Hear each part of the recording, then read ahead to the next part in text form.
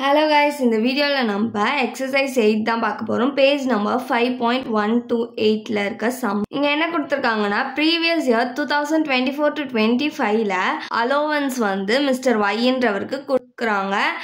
யாருன்னா கம்பெனியோட எம்ப்ளாயர். அதுக்கான particulars வந்து கொடுத்திருக்காங்க.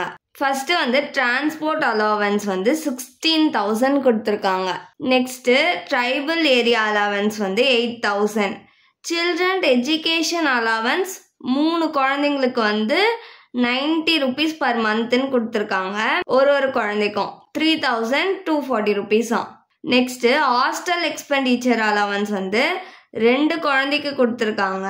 ஐயோட டாட்டருக்கு 250 rupees per monthனும், அதுக்கப்புறமா மிஸ்டர் ஒய்யோட ஹெல்டர் சன் பெரிய பையனுக்கு வந்து 500 rupees per monthனும் கொடுத்துருக்காங்களாம். நெக்ஸ்ட் ரன்னிங் ஃப்ளைட் அலவன்ஸ் வந்து எவ்வளோ கொடுத்துருக்காங்கன்னா 1 lakh கொடுத்துருக்காங்க.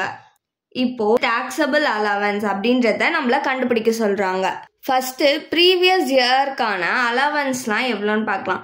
எஜுகேஷன் அலவன்ஸ்க்கு வந்து 2 சில்ட்ரனுக்கு நம்ம தரணும் 100 rupees per month. நெக்ஸ்ட் வந்து ட்ரைபல் ஏரியா சில்ட்ரனுக்கு வந்து சேம் 2 குழந்தைங்களுக்கு ஒரு குழந்தைக்கும் 200 rupees per month. Next hostel allowance வந்து 2 குழந்தைங்களுக்கு தான் எவ்வளோனா 300 rupees per month. Next running flight allowance வந்து அவங்க கொடுத்துருக்காங்கல்ல ஒரு அமௌண்ட், அதிலிருந்து 70% எடுக்கணும்.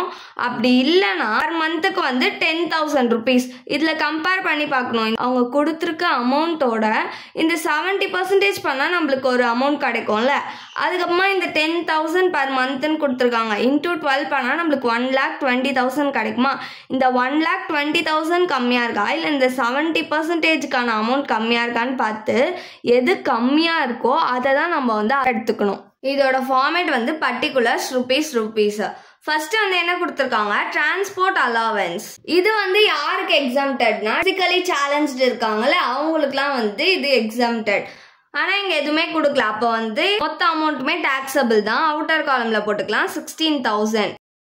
நெக்ஸ்ட் வந்து ட்ரைபல் ஏரியா அலவன்ஸ் கொடுத்துருக்காங்க.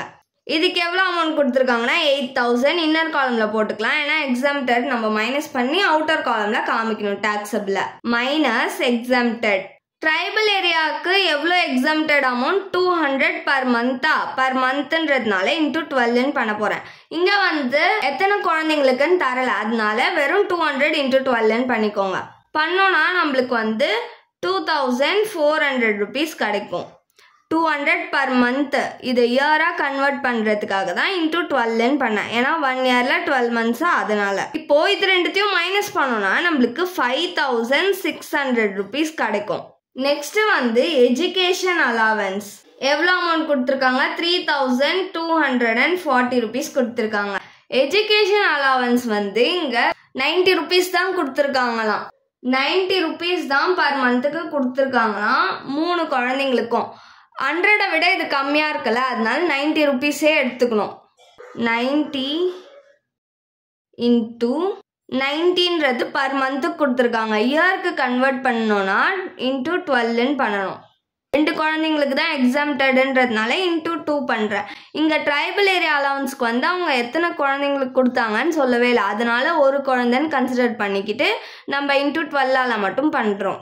இப்போ இதை மல்டிப்ளை பண்ணோம்னா நம்மளுக்கு 2,160 rupees கிடைக்கும். இப்போ இது ரெண்டுத்தையும் மைனஸ் பண்ணோம்னா நம்மளுக்கு 1,080 rupees கிடைக்கும். Next hostel allowance. Hostel allowance வந்து எவ்வளோ கொடுத்துருக்காங்க, ஃபர்ஸ்ட் ஒய்யோட டாட்டருக்கு தராங்க. எவ்வளோனா 3,000 rupees 1 yearக்கு. மைனஸ் எக்ஸம்டடோட வேல்யூ பண்ணணும்.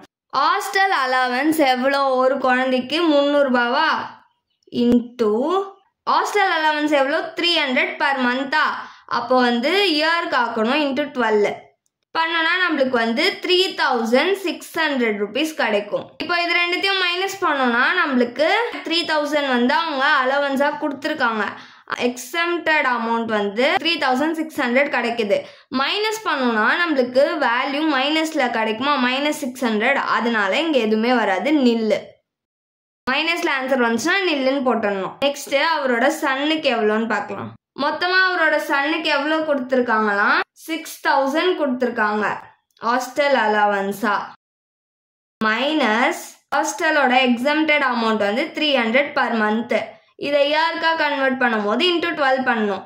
இப்போ இது ரெண்டுத்தையும் மல்டிப்ளை பண்ணோம்னா 3600 கிடைக்குமா? இப்போ இது ரெண்டுத்தையும் மைனஸ் பண்ணால் நம்மளுக்கு 2400 rupees கிடைக்கும். இதை அப்படியே அவுட்டர் காலம்ல போட்டுக்கலாம் 2400 rupees. Next running flight allowance எவ்வளோ அமௌண்ட் கொடுத்துருக்காங்க 1 lakh. அதை இன்னர் காலம்ல போட்டுக்கலாம் மைனஸ் எக்ஸம்டட் 1 lakh into 70% தானே எக்ஸம்டட் பர்சன்டேஜ்ன்றதுனால கீழே வந்து 100 போட்டிருக்கேன். இப்போ இதை கால்குலேட் பண்ணால் நம்மளுக்கு 70,000 கிடைக்குமா? இப்போ ரன்னிங் ஃப்ளைட் அலவன்ஸ்க்கு வந்து இன்னொரு எக்ஸம்டட் அமௌண்ட் என்னது 10,000 into 12 பண்ணோம்னா நம்மளுக்கு 1,20,000 கிடைக்குமா? 1,20,000 விட 70,000 கம்மியா? அப்போ வந்து கம்மியான அமௌண்ட்டை தான் எக்ஸம்டட் பண்ணணும், கேன்சல் பண்ணணும். அதனால வந்து 70,000ஓட மைனஸ் பண்ணிக்கிறேன். மைனஸ் பண்ணால் நம்மளுக்கு 30,000 கிடைக்குது. நெக்ஸ்ட் இப்போ இது எல்லாத்தையும் ஆட் பண்ண போகிறோம். இப்போ அவுட்டர் காலம்ல இருக்கிறது எல்லாத்தையும் ஆட் பண்ண போகிறோம். ஆட் பண்ணோன்னா நம்மளுக்கு 55,080 rupees கிடைக்கும். இதுதான் வந்து taxable allowance. Thanks for watching.